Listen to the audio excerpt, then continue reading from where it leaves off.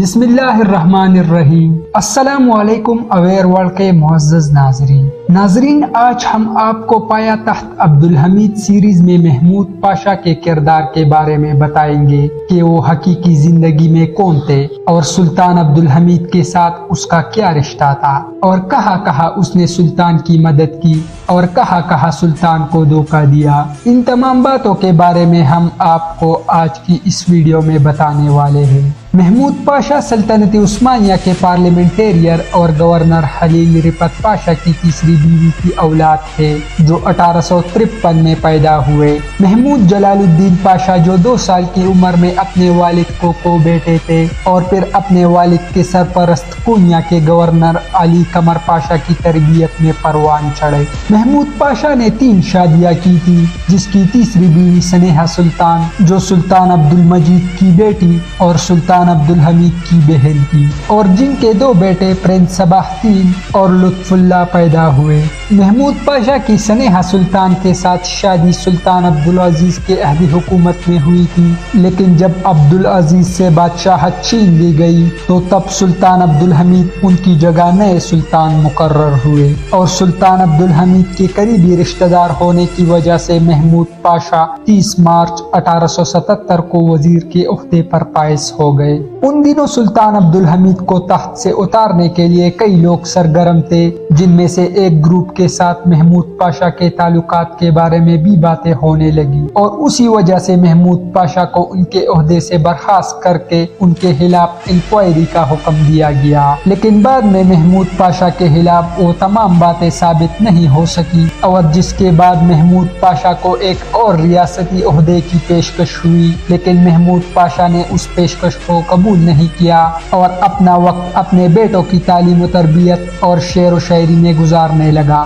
محمود پاشا کے دونوں بیٹے اس دور میں ایک بڑا نام بنانے میں کامیاب ہو گئے، اور اپنے والد کی طرح ان کی دلچسپی سیاست میں زیادہ رہی۔ سیاسی طور پر محمود پاشا کے دونوں بیٹے سلطان عبدالحمید کے خلاف چالیں چلتے رہے، جن کا علم جب سلطان عبدالحمید کو ہوا تو انہوں نے محمود پاشا کے دونوں بیٹوں کی گرفتاری کا حکم دیا، جس کی وجہ سے پرنس صباح الدین اور لطف اللہ دونوں وہاں سے بھاگ کر پیرس پہنچ گئے، اور وہاں سے ینگ ترک تنظیم کے لیے کام کرنا شروع کر دیا، جو سلطان عبدالحمید کی سب سے بڑی مخالف تنظیم بنی۔ یہ لوگ سلطنت عثمانیہ میں خلافت، جنہیں یہ لوگ بادشاہت سمجھتے تھے، اسے ختم کر کے وہاں جمہوری نظام لانا چاہتے تھے، جیسے کہ یورپ میں تھا۔ سلطان عبدالحمید محمود پاشا کو اپنے قریبی دوستوں میں شمار کرتا، لیکن محمود پاشا نے سلطان عبدالحمید کے خلاف کچھ ایسے کام کیے جن کی بنا پر سلطان عبدالحمید کا رویہ محمود پاشا کے ساتھ بدل گیا۔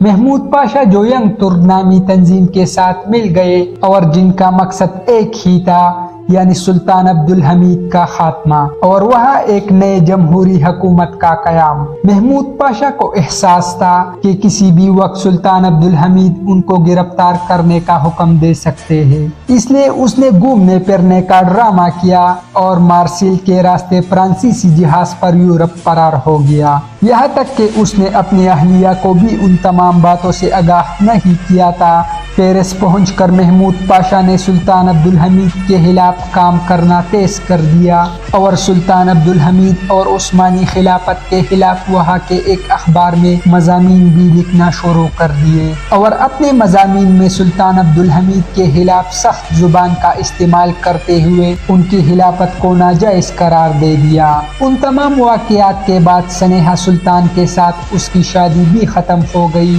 یورپ میں ینگ ترکوں نے محمود پاشا کا استقبال کیا، اور 21 جنوری 1900 میں لکھے گئے اپنے خط میں اپنی قابلیت اور قانون کے ساتھ اپنی وفاداری بیان کرنے کے بعد محمود پاشا نے سلطان کی حکمرانی کے انداز پر تنقید کی تھی، جو یورپی پریس میں شائع ہوئی تھی اور جس میں سلطان کو نشانہ بنایا گیا تھا۔ اسی دوران محمود پاشا کو خبر ملی کہ ان کی تمام جائیدادیں ضبط ہو چکی ہے۔ لیکن محمود پاشا نے اس صورتحال پر زیادہ توجہ نہ دی اور وہ اپنا خرچہ اٹھا کر لندن میں ایک عثمانی اخبار کی اشاعت کے لیے 29 مئی 1900 کو اپنے بیٹوں کے ساتھ انگلینڈ چلے گئے اور اس عثمانی اخبار کو 1 جولائی 1900 سے لندن میں شائع کروانے میں کامیاب ہو گئے، جس کا مقصد سلطان عبدالحمید کے خلاف نفرت انگیز مواد چھاپ کر ان کی شخصیت کو متاثر کرنا تھا۔ ساتھ ساتھ اس عثمانی اخبار میں محمود پاشا نے مذہبی دلائل کو اجاگر کرتے ہوئے یہ اعلان کیا کہ عبدالحمید نے خلافت پر قبضہ کیا ہے اور اپنے اس بیان کو ملک کے اندر اور خاص طور پر عرب صوبوں میں تقسیم کیا۔